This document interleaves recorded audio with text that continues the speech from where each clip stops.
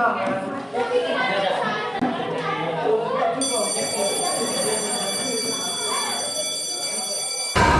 pasukan na naman. Narinig ko sa mga teachers dun sa kabila. Sabi nila, may bagong transfer dito. Oo kayo? Oo.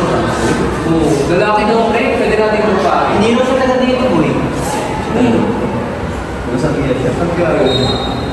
Tingin ko, pre, ano? Dito, pre. Pre, Richard! Uy, excuse me po. Good morning, class. Good morning, Sir Robert. It's nice to see you today. Hi, maaaring na kayo po. Thank you, Sir Robert. So, class, meron po tayong bagong estudyante na mga kasama kayo. So, papakilala ko po siya. Class, ito ang mga kasama nyo. Pakilala ka. Ayaw nga daw kaming tanan. Ako si Johan Carl Fernando, ang inyong bagong kamalay. Uy, naiintindihan mo yun? Yun nga maintindihan, pre. Okay, class. So, ang narinig nyo, dialecto ay Kuyon. Kuyunon, original Visayan language spoken on the east of Palawan and the Cuyo Islands in the Philippines. Yun ang dialecto. So, Carl, nagkala po. Sa din ako makurang. Gurang? Burang. Burangan. Upuan. Oo. Alam dito.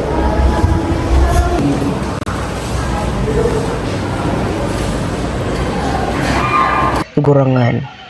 Gurangan. Ito ay isang pangalan na nangangahulugang upuan sa Tagalog o chair sa Ingles. Gurangan.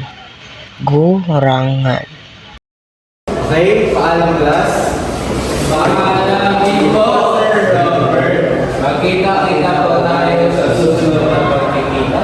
Ay, kayo na bahala kayo. Okay ka, Sir. Salamat po. Tanong ko lang sana, ano yung sinasabi mo kanina? Hindi ko kasi maintindihan. Magpapakilala lang ako sa inyo na ako bagong kasama. Nagawa ba kami totoo ng mga salita? Uy, Carl, ano bang kuwinin ng puso? Kasi nasasaktan ako ngayon. Puso? Tagipusol. Tagipuson. Tagipuson. Ito ay isang pangalan na nangangahulugang puso sa Tagalog o heart sa Ingles. Tagipuson. Tagipuson. Ha? Tagi? Tagi puson? Okay. Nauuwa na ako. Ito, may tumbler ka ba? Anong tumbler? Tumbler yung tubigan niyo naman.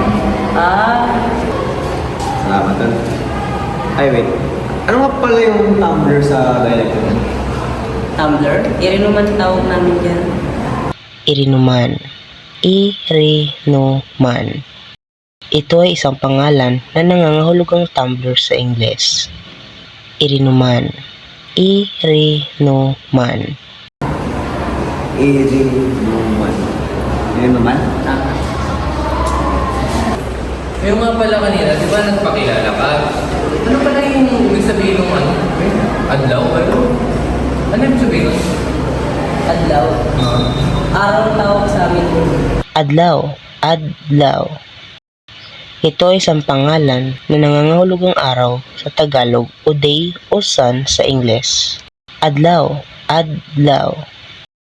Adlaw. So ano pa na ibig sabihin ng sinabi mo kanina? Ang sinabi mo kanina ay magandang araw sa inyo lahat. Ako nga pala si Johan Carl Fernando, ang bago ninyong kasama. Ang galing. Suy. Ang dami ko pang gustong malaman. Ang ganda naman ng dialect mo. Pwede mo kami tulungan. Ano yung salamin? Ano yung I love you? Ay, yung crush ko. Ay, yung ano, electric fan. Ano yan? Ay, yung bintana. Ako na, wag ka. Hindi, ako na. Dali na.